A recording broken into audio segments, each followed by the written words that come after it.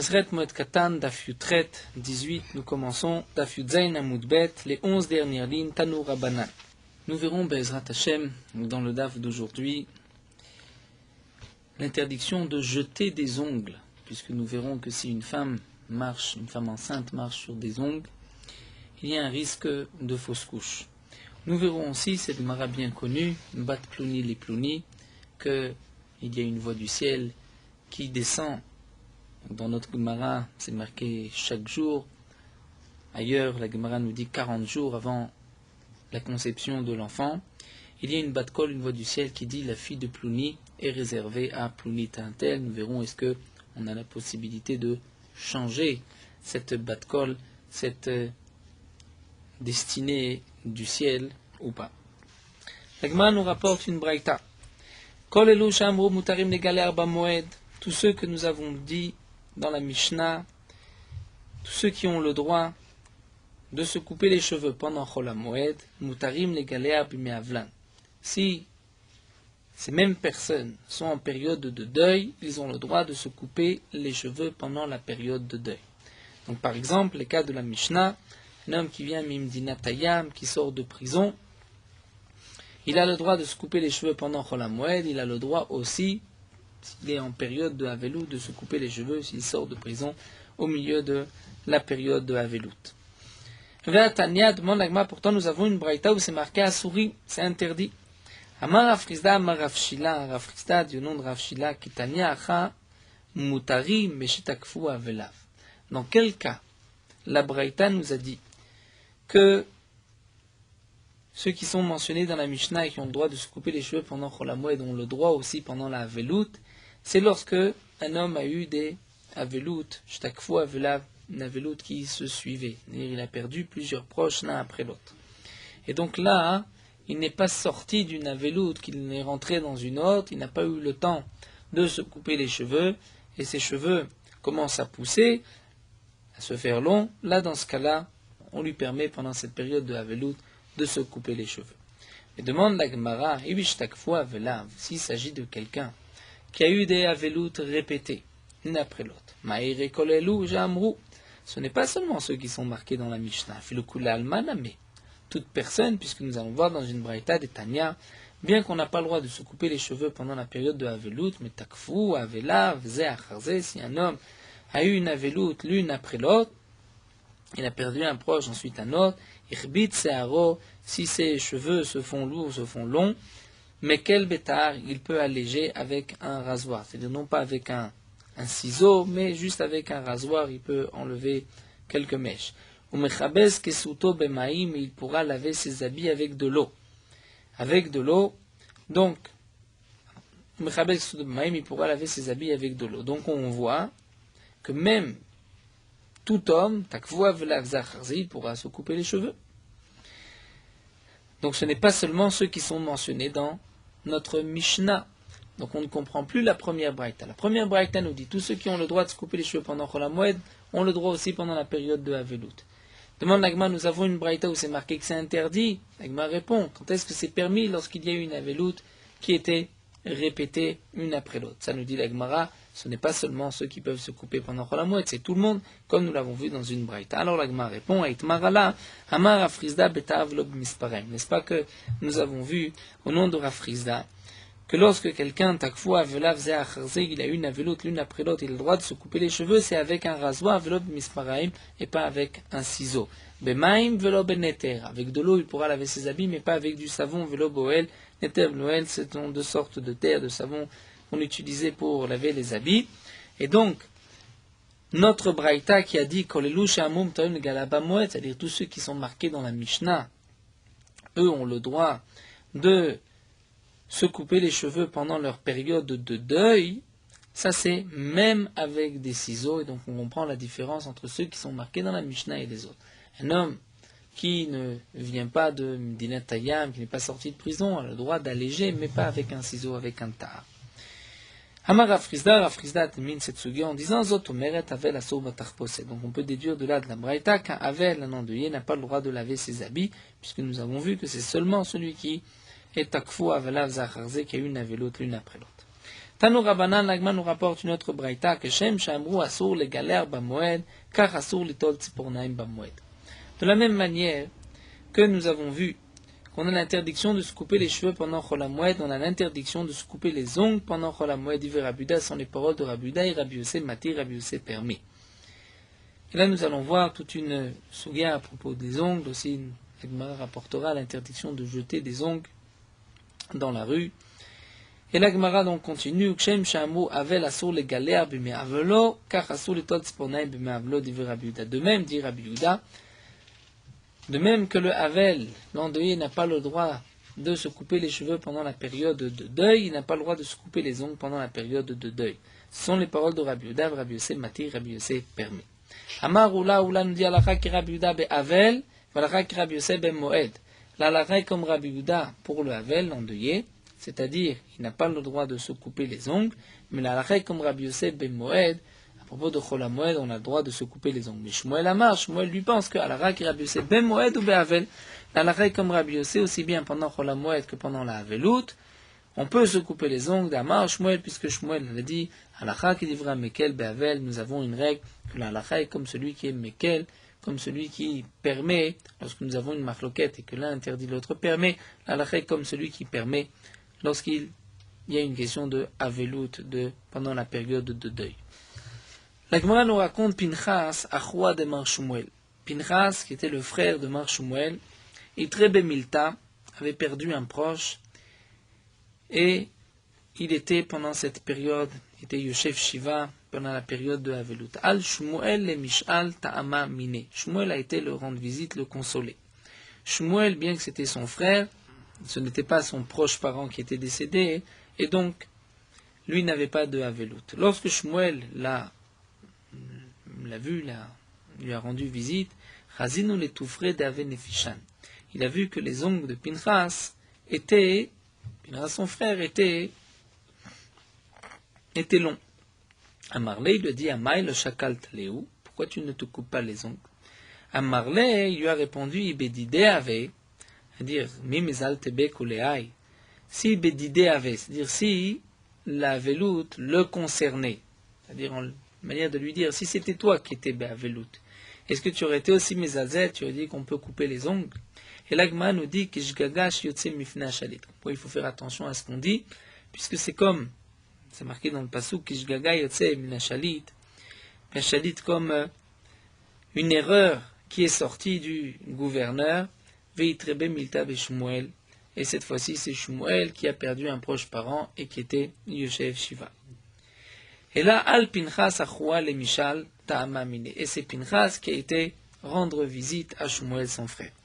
Shklinu les tout frères, Shmuel a enlevé, a coupé ses ongles, et Chaftinu les apé, et a jeté les ongles à ses pieds, aux pieds de Pinchas. Manière de lui dire, c'est à cause de toi que je suis maintenant Be'avelut.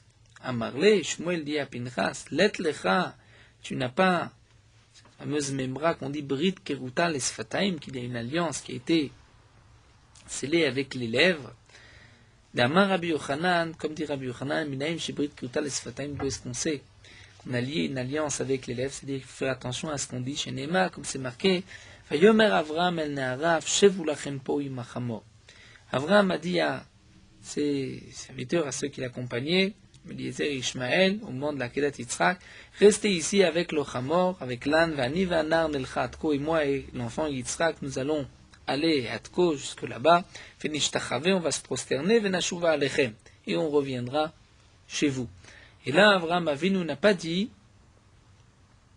on va aller se prosterner, peut-être qu'on reviendra, puisqu'il savait qu'il devait aller sacrifier son fils, il a dit Venashuva, on reviendra.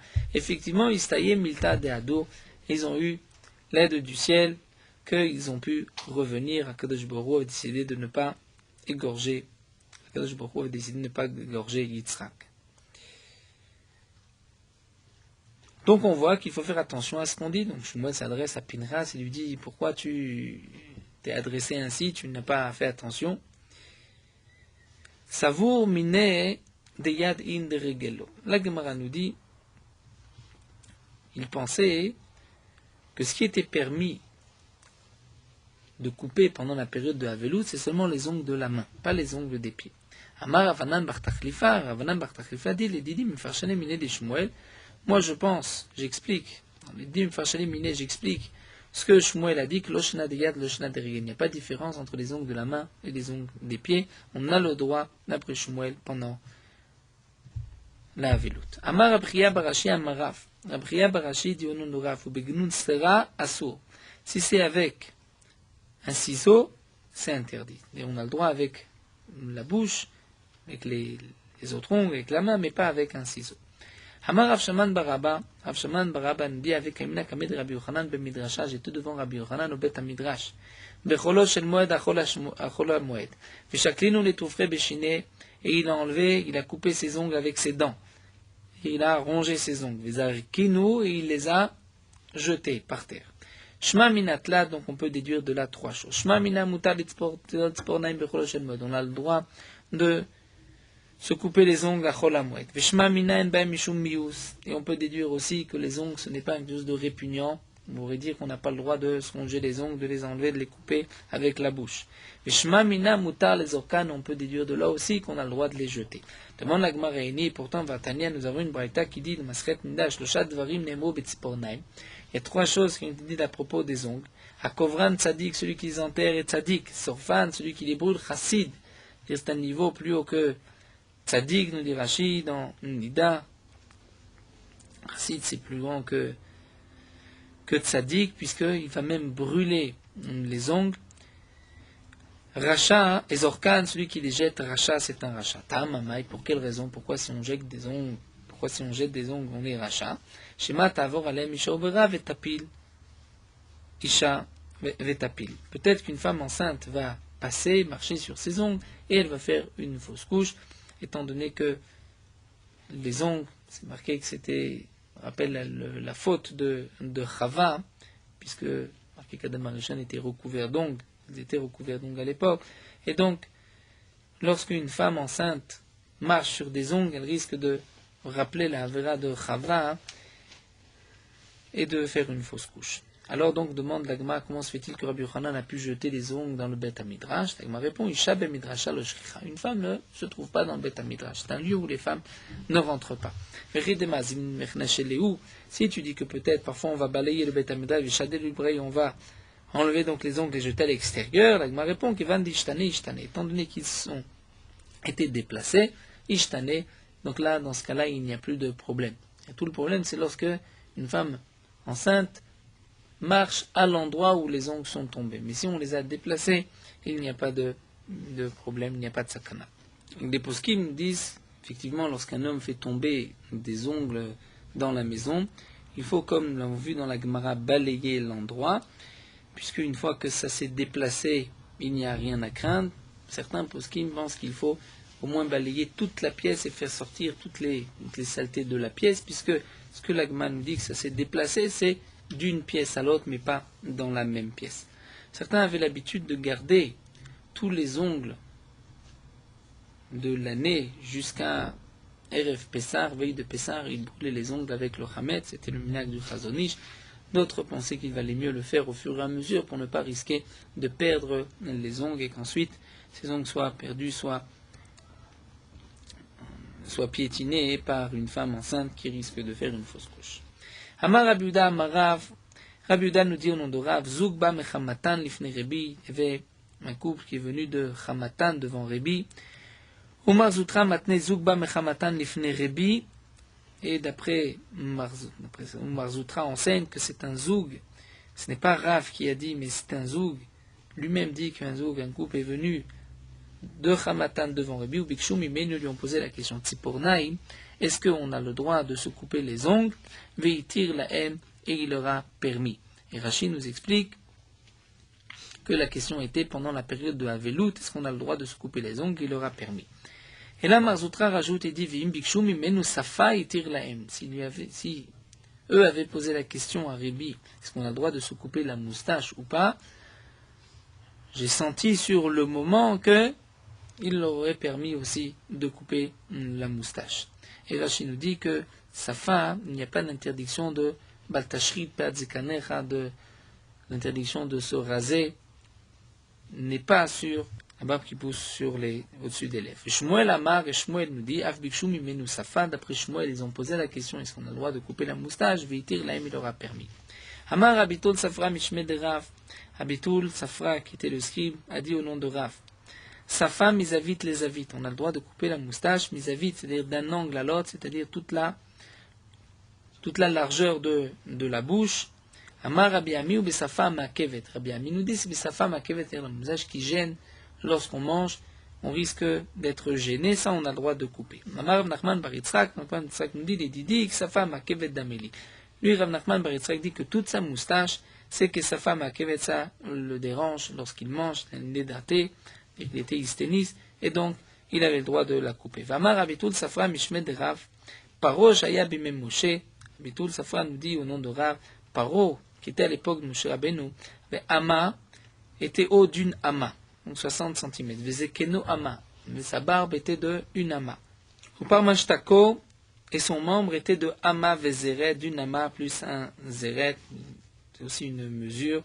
Le kayem ashenema, pour accomplir l'explication du pasuk Ushfel Nashim, un homme qui est insignifiant, qui est petit, Yakim Allah, Akadosh Baruch Hu va mettre sur eux, sur les Bnei Israël. Vamar Abitul Safra Mishmed Rav, Paro Shaya Bime Moshe Amgushi Aya. Paro qui était à l'époque de Moshe était Amgushi. Rashi nous rapporte Marloguet, c'était un sorcier. Ou bien si c'était un homme qui blasphémait contre Akadosh Baruch Hu, Shnema, comme c'est marqué, il sortait à Maïma vers l'eau, vers le Yéhor, ou bien parce qu'il faisait des sorcelleries là-bas, ou bien comme dans Masret Shabbat, une autre explication, il disait c'est à moi le Yéhor et c'est moi qui l'ai fait. Continue encore quelques lignes, comme ça on termine la Mishnah. 3 minutes. Nous avons vu dans la Mishnah ceux qui ont le droit de laver des vêtements pendant Chol HaMoed, ceux qui viennent d'outre-mer. Amar Avasi, Amar Rabbi Yochanan. Comme nous l'avons vu plus haut, celui qui n'a qu'un seul habit, il a le droit de le laver pendant Chol HaMoed. Metiv Rabbi Yirmiyah objecte, c'est marqué, le Mechabsim Bamoed. Dans notre Mishnah, nous avons vu, voici ceux qui ont le droit de laver des habits pendant Chol HaMoed, Abba Medina Tayam, celui qui vient de Medina Tayam. Anein, Mishnah Chalok Echadlo. Donc c'est seulement ceux qui viennent de Medina Tayam, ceux qui sont mentionnés dans la Mishnah, pas celui qui n'a qu'un seul habit. Amarle Rabbi Yaakov, Rabbi Yirmiyah. Rabbi Yaakov répond à Rabbi Yirmiyah, espéra lechamatnitim, je t'explique, notre Mishnah, on parle à falga de itletré au metanefe. On parle dans le cas, dans notre Mishnah, même s'il en a deux, mais qui sont sales, il a le droit de les laver. Lorsqu'il n'en a qu'un, c'est le din de Rabbi Yochanan qu'il a le droit de le laver. Shalach, c'est-à-dire la Mishnah, vient nous dire à Chidouche, même lorsqu'on en a deux, si on vient de Medina Tayam, on a le droit de le laver. Shalach Ravitza Bar Yaakov Bar Guri Mishmed Rabbi Yochanan Kili Pishtan Mutar Lechabsan Bechol Shel Moed. Un habit en lin, on a le droit de le laver pendant Chol HaMoed. Rashi nous explique ici dans Amoud Bet pourquoi on a le droit de l'onafish ticha, parce qu'il n'y a pas une grande fatigue, une difficulté à laver un habit en lin. Et la Gemara objecte, Metiv Rava, c'est marqué dans la Mishnah, Matpechot Hayadaim, donc des serviettes, Matpechot Hasafarim, les serviettes qu'utilisaient les coiffeurs. Donc, Anein, que les Pishtano, donc on voit que, bien que ces serviettes étaient en lin, c'est ces serviettes qu'on a le droit de laver, mais d'autres habits en lin, on n'a pas le droit. Amarle Abaye répond, Matnitim, Afilou des charminés. En vérité, notre Mishnah vient dire que des serviettes, même en laine, où il y a une grande fatigue, on a le droit de les laver. Mais, d'autres habits en laine, on n'a pas le droit de laver. Alors que les habits en lin, on a tout le droit de laver, puisqu'il n'y a pas de fatigue de tira particulière. Hama Baridia nous dit d'Idir, Hazili Gamash el Tiveria, moi j'ai vu la mer de Tiveria, le lac de Tiveria, des Mafkela, mais Shichle de Manekitna, Bechola de Moada. On pouvait enlever des seaux d'habits en lin à Chol HaMoed, donc c'était une preuve qu'on pouvait laver des habits de Chol HaMoed. Matkifla Abaye, mais Abaye objecte, quelle est la preuve? Manimalan Birsan Chachamim Avde, qui te dit que c'était avec le consentement des Chachamim, Dilmash Birsan Chachamim Avde, peut-être que ce n'était pas avec le consentement des Chachamim. La Mishnah continue et nous allons voir l'interdiction d'écrire pendant Chol HaMoed. Tout d'abord, la Mishnah va nous enseigner qu'est-ce qu'on a le droit d'écrire pendant Chol HaMoed. De là, on va comprendre qu'on ne peut pas écrire n'importe quoi, toute chose pendant Chol HaMoed, c'est seulement ce qui est précisé, ce qui est permis dans la Mishnah. Velu Kotvim Bamoed, nous dit la Mishnah, voici ce qu'on peut écrire pendant Chol HaMoed. Kiddushen Nashin, Kiddushin Hashim, c'est un shtar Kiddushim, un morceau de papier sur lequel un homme peut marquer Areat Mekudeshet Li, c'est-à-dire à la place de la bague ou d'une somme d'argent des Kiddushin habituels, on peut écrire sur un shtar Areat Mekudeshet Li et donner ce shtar à une femme devant 2 témoins. C'est une possibilité de Kiddushin comme un anneau de mariage. Ça peut s'écrire pendant Chol HaMoed. Vegitin, un acte de divorce peut être écrit pendant Chol HaMoed. Shovarim, un reçu. Si un homme a payé sa dette, on peut lui écrire un reçu pour ne pas que on lui réclame une deuxième fois. Daitike, un testament. Matana, un cadeau.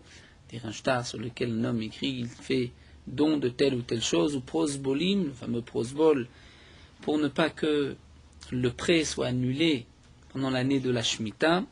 Igirot Shum, des lettres d'évaluation, c'est-à-dire, nous explique Rashi, on va écrire le Beddin a évalué tel champ à tel prix, par exemple dans le cas de partage de biens, un héritage entre plusieurs frères, si l'un va prendre un champ, il faut évaluer combien vaut ce champ, et le Beddin va écrire que ses frères ont pris en contrepartie tant et tant d'argent.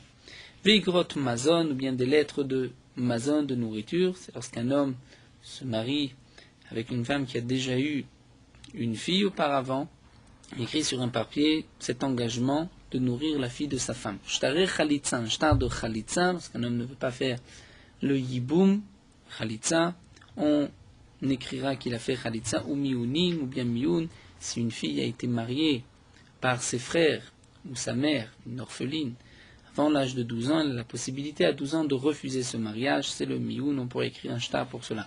Veshtare Birurim, et un shtar de Birour, c'est-à-dire le Beddin a été Mevarer, a choisi telle partie pour un tel, et l'autre partie pour celle-ci. Xerot Beddin, tous les décrets des Beddin, tout chaque nos psyché-dinim, c'est-à-dire le psak, qu'est-ce que le Beddin a décidé. Veigrot Shel Reshut, et toute lettre, c'est-à-dire tout tzivouy, kiyum shel shilton ou des rachis, c'est-à-dire tout ordre des autorités du gouverneur. Amar Shmuel, Shmuel nous dit, puisque nous voyons dans la Mishnah qu'on peut écrire un acte Kiddushin Nashim, un papier Arat Mekudeshet, nous allons voir est-ce qu'on a le droit de se marier et de se fiancer, des Kiddushin pendant Chol HaMoed. Amar Shmuel Mutar le'ares isha becholo shel moed. On a le droit de se fiancer pendant Chol HaMoed. Le terme de la Gemara Irusin, c'est bien sûr des Kiddushim, c'est pas juste un fiançailles ou sur un mot, sur un oui, on va se fiancer, mais les Irusin de l'époque, c'était les Kiddushin, c'est-à-dire l'homme donnait la bague, l'anneau, ou donnait une somme d'argent, il était Mekadesh cette femme, et cette femme devenait sa femme. Elle ne pouvait maintenant se marier avec un autre homme que si elle recevait un guet de ce premier mari. Bien qu'elle n'est pas encore mariée, il ne vit pas avec elle, puisqu'il n'y a pas eu de nisuim, c'est-à-dire de mariage de choupa, mais les irusim, c'est les kiddushim. Donc Shmuel nous enseigne, mutar lares shel b'chol shmuel, on peut se fiancer, c'est-à-dire donner des kiddushin chol hamoed à une femme. Pour quelle raison? Pourquoi on ne peut pas attendre après chol hamoed? Shema yekdemen ou acher. Parce que de peur qu'un autre va le devancer. S'il ne donne pas des kiddushin aujourd'hui, on risque de lui prendre sa place. Lema Mesayele, l'Agma nous apporte une preuve, c'est marqué Velukot Vimba Moed, Kiddushin Hashim. Nous avons vu dans la Mishnah qu'on peut écrire Chol HaMoed Kiddushin Hashim, donc sur un papier, Areat Mekudeshet Li. N'est-ce pas, Maïlav, Shtare Kiddushim Mamash, c'est comme on l'a compris, des Shtare Kiddushim. Et donc, si on écrit, c'est qu'il peut donner ce papier pendant Chol HaMoed et donc faire des fiançailles Kiddushin. L'Agma répond Lo, Shtare Psikta. Il s'agit de Shtare Psikta, non pas de Kiddushin, on ne peut pas écrire Shtar Kiddushin, mais Shtare Psikta que des Rav Gidal Amaraf, comme nous allons voir au nom de Rav Gidal.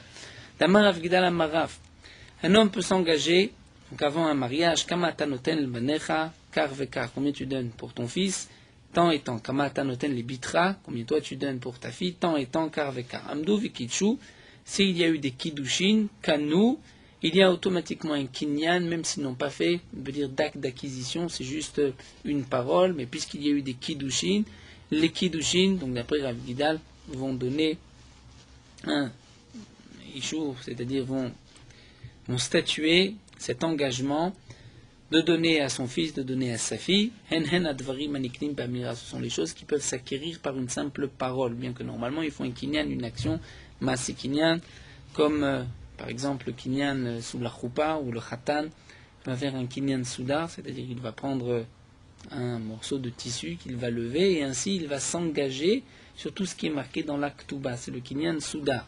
C'est-à-dire s'engager verbalement, ça n'a pas de poids tant qu'il n'y a pas eu un kinyan par un maasé. Ici, c'est une exception, c'est ce que nous dit Rav Gidal au nom de Rav, lorsque les beaux-parents ont décidé chacun de donner tant et tant et qu'il y a eu un maasé kiddushin, eh bien il y a eu un kinyan be'amira par de simples paroles. Et cet engagement peut être écrit, c'est ce qui est marqué dans la Mishnah, Kiddushin Nashim. Il ne s'agit pas de Shtari Kiddushin Marat Mekudeshetli, mais de ces Kiddushin Nashim, de ce qu'on va écrire, l'engagement de chacun. La Gemara continue, les Mamesagile, peut-être qu'on peut apporter une autre preuve. C'est marqué Nosim Nashim Bamoed, on ne se marie pas, nous avons vu avec une femme Bechol Moed, Lo Betulot Vlalmanot, que ce soit une jeune fille ou une veuve. Velo Meyabmim, on ne fera pas non plus de Yiboum, chez Simchaïlo, parce que c'est une joie pour lui. Nous avons vu que c'est un problème de En Marvim, Simra, Besimra, on ne mélangeait pas les Smachot Achol Moed. En tout cas, nous dit la Gemara, puisque c'est marqué Nosim Nashim, c'est-à-dire on ne fait pas de mariage de choupa, aller à Res Sharim, mais le fiançailles, c'est-à-dire les Kiddushim, c'est permis. La Gemara répond, l'homme éveille Kama, on n'a pas de preuve de là. On peut dire que l'homme éveille le Tana, vous dire pas seulement l'homme éveille la Res de l'Okavid Mitzvah. C'est-à-dire il est évident que Hiroussim, on ne peut pas. Parce que Hiroussim, il n'y a même pas de mitzvah par le simple Maaseh Kiddushin. Et là, Filou Lissan Nameh de Kavid Mitzvah, même le mariage, où il y a une mitzvah, c'est-à-dire la mitzvah, puisque par la choupa, il pourra maintenant accomplir la mitzvah de Piriya Verivia, malgré tout, ça reste assourd. C'est-à-dire que le Tana vient dire, pas seulement lire aussi, il n'y a pas de mitzvah de Piriya Verivia. Bien sûr, il y a une mitzvah, la mitzvah de Kiddushin, c'est-à-dire de se marier par le moyen de Kiddushin, c'est une mitzvah de la Torah. Mais il n'y a pas de mitzvah de Piriya Verivia par le simple maaseh Kiddushin, c'est par la choupa, qui amènera à la possibilité de Piriya Verivia. Donc le Tana veut dire, pas seulement les Hiroussim, c'est interdit, mais même les Nisouim, le mariage, j'aurais pu croire que c'est permis puisqu'il y a une possibilité maintenant de Piriya Verivia, malgré tout ça reste interdit. Donc nous n'avons pas de preuve que les Hiroussim, les fiançailles, comme on dit, sont permis. Aujourd'hui, n'oublions pas que nous cumulons le fiançailles avec le mariage, avec les Nisouim. Donc sous la choupa, d'abord la première partie qui est les Hiroussim, où le Khatan va donner la bague à la Kala. Ensuite, on va faire un Efsek par la lecture de l'Aktuba ou par un discours dans d'autres communautés. Et ensuite, on entamera avec les Nisouim, le mariage et les Sheva Brachot.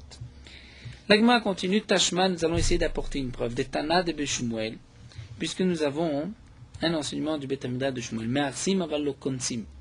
On peut donc faire un fiançailles, des kiddushin, mais non pas konsim, la choupa, on ne peut pas faire pendant Chol HaMoed. Venosim seuda tirusim, mais on ne pourra pas faire de seuda, c'est-à-dire de repas de fiançailles. Velo miyabmim, on ne pourra pas faire non plus de yiboum, chez simchaïlo, parce que c'est pour lui une joie. Donc Shema Mina, on peut déduire de là, de cette dernière braïta, où c'est marqué mefourage, que on peut faire des fiançailles, mais lo konsim, on ne peut pas faire de mariage.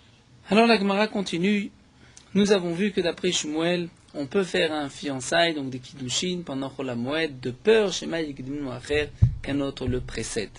Demande la Gemara, Miyamar Shmuel, Shema Yikdimenu Acher, est-ce que Shmuel a dit qu'on craint qu'un autre le précède? Ve'amar Rabuda Mar Shmuel, pourtant Rabuda a dit au nom de Shmuel, cette fameuse Gemara, Bechol Yom Vayom, chaque jour, ou ailleurs, la Gemara nous dit, 40 jours avant la conception du Vlad, Batkol, donc du fœtus, Batkol Yotzed Ve'omeret, il y a une voix du ciel qui sort, qui proclame Bat Plouni les Plouni, la fille d'un tel pour un tel. Sadeh Plouni les Plouni, le champ d'un tel pour un tel. Donc si c'est ainsi, on ne devrait pas craindre d'être devancé par quelqu'un d'autre, étant donné que cette femme lui est réservée, c'est sa destinée. Donc pourquoi se presser? Et là, répond la Gemara, Shemaik Demenu Acher Berachamim. Voici ce que Shmuel a voulu dire. Peut-être que quelqu'un va le devancer par la tefila, par Rachamim, comme nous allons le voir, Kiha de Rava, Shamel et Aogavra. Comme l'Agma nous raconte, Rava a vu un homme des Ba'er Rachamé qui était en train de prier vers Mar, il demandait à Kadosh Baruch Hu, Tisdamen li planita, fais en sorte que je puisse me marier avec un tel. Amar le Rava lui a dit, Loti Ba'er Rachamé achi, ce n'est pas ainsi qu'on doit prier. Pourquoi? Si c'est celle qui t'est destinée, Loaz la minar, elle ne partira pas de toi. C'est-à-dire, c'est celle que tu épouseras. Veilo, et sinon, si ce n'est pas ta destinée, askafarta bachem, tu vas nier, il y a un manque de Emouna, tu vas nier Akadosh Baruch Hu. C'est-à-dire, nous avons plusieurs explications dans les Mefarshim. Rashi explique, si elle ne t'est pas destinée, donc tu vas prier et la tfila ne marchera pas pour cela. Et puisque la tfila ne marchera pas, tu vas ensuite venir à dire, j'ai prié et la tfila n'a pas réussi, tu viendras même à nier dans la force de la tfila. Batarachi, Shamed et Kamar, ensuite Rava a entendu cet homme-là dire, puisque c'est ainsi, Oiu limot mikama, Oi tamut mikame. Il priait que lui meure avant elle, avant qu'elle se marie, ou que elle meure avant de se marier avant lui, pour ne pas que lui la voie épouser un autre homme. Amarle Rava lui a dit, Lava mina lecha, ne t'ai-je pas dit, lotibala de milta achi, ne prie pas pour telle chose, ne prie pas ainsi. Et là, Rashi nous explique que pour cela, la tfila est valable. C'est-à-dire qu'un homme, effectivement, ne peut pas changer le destin comme nous l'avons vu. Si cette femme ne lui est pas destinée, elle n'est pas pour lui, mais il peut prier que lui meure avant elle, ou qu'elle meure avant lui et qu'il ne la voit pas se marier avec quelqu'un d'autre pour ne pas souffrir. Et donc c'est pour cela que Rava lui a dit, tu ne dois pas prier ainsi. Donc d'après cette explication de Rashi, c'est pour cela que Shmuel permet de se fiancer et faire les kiddushin pendant Chol HaMoed, de peur qu'un autre le devance, c'est-à-dire de peur qu'un autre prie pour qu'elle meure avant de se fiancer. Donc une fois qu'elle est fiancée, ça y est, c'est fini, il ne priera pas. Ça c'est l'explication de Rashi, Shmek Benu Acher Berachamim. Il y a d'autres explications dans Rishonim, nous avons aussi Rashi Ktaviad, qui donne l'explication suivante. En vérité, Rava a voulu lui dire ainsi.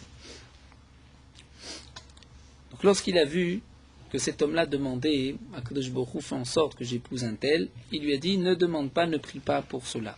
Si elle est pour toi, eh bien, elle ne partira pas de toi. Veilo, et sinon, kafarta ba, non pas bachem, mais kafarta ba. C'est-à-dire, sinon, de toutes les manières, même si tu l'épouses, elle ne te conviendra pas et en fin de compte, tu voudras la nier, la rejeter, tu divorceras. Ou encore une autre explication, que nous dit Rashi dans Ktaviad, donc, si elle te convient, elle est pour toi, veilo, et sinon, et que tu veux la prendre alors qu'elle ne t'est pas destinée, eh bien, kafarta bachem, puisque tu vas à l'encontre de la volonté d'Akadosh Baruch Hu qui avait désigné cette fille pour quelqu'un d'autre. Encore, il y a une explication dans le Ritva qui dit que Rava savait que cette fille n'était pas pour lui, et donc, il lui a dit, ce n'est pas la peine de prier, puisque de toutes les manières, tu viendras à divorcer, puisqu'elle n'est pas pour toi et ne te convient pas.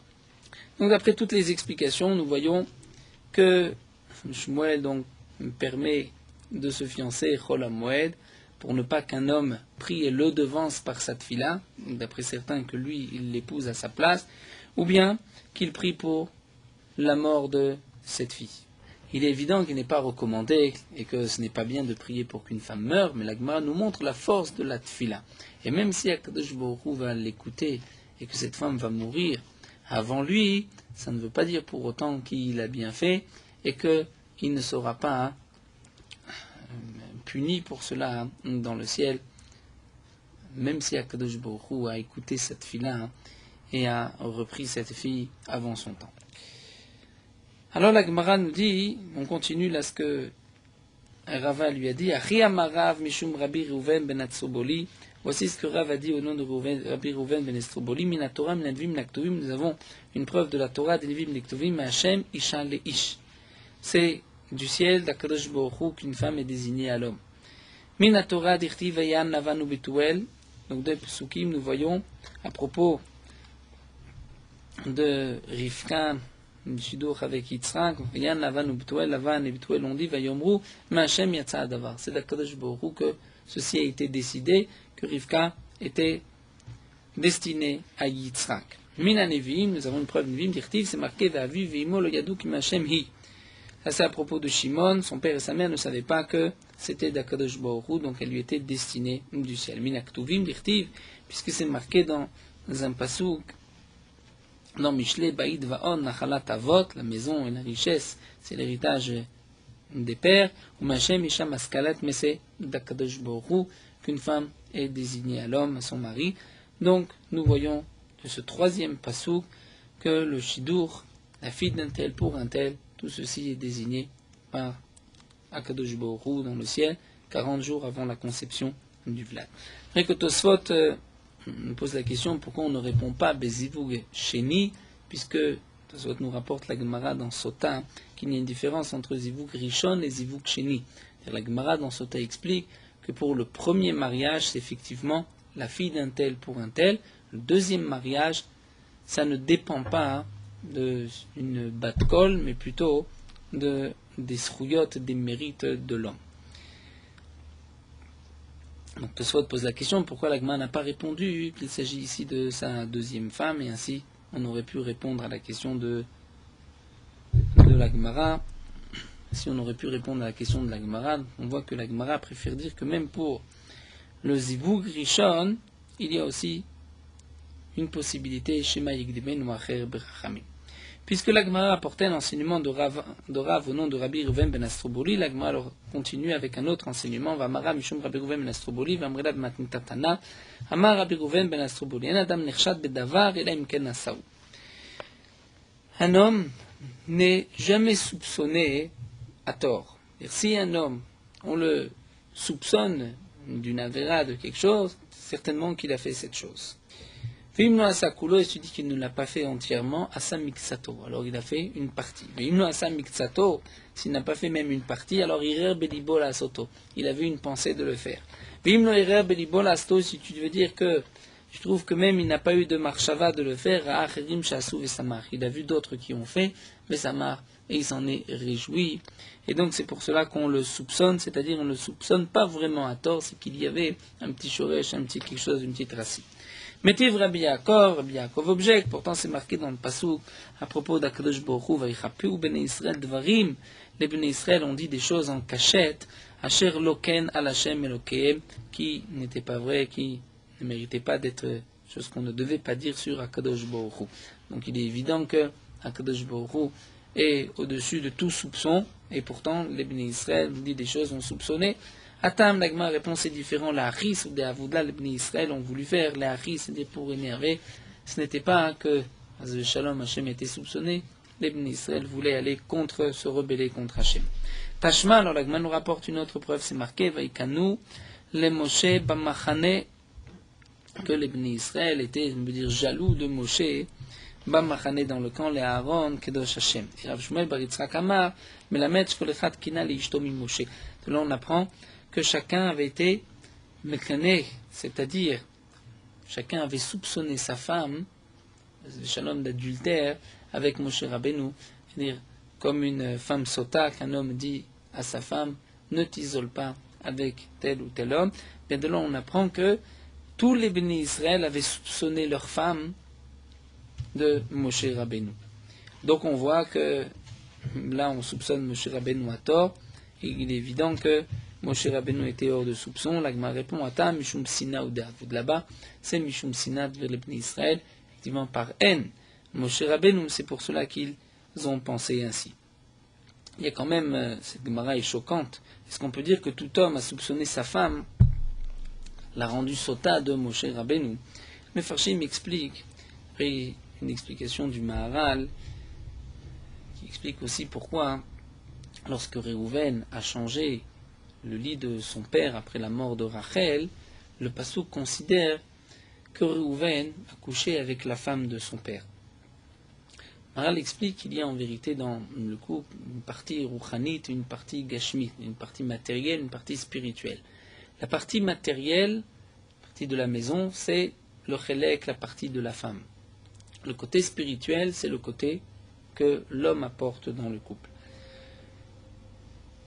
Tout ce qui concerne donc le spirituel, le côté spirituel du couple, il doit passer par l'homme.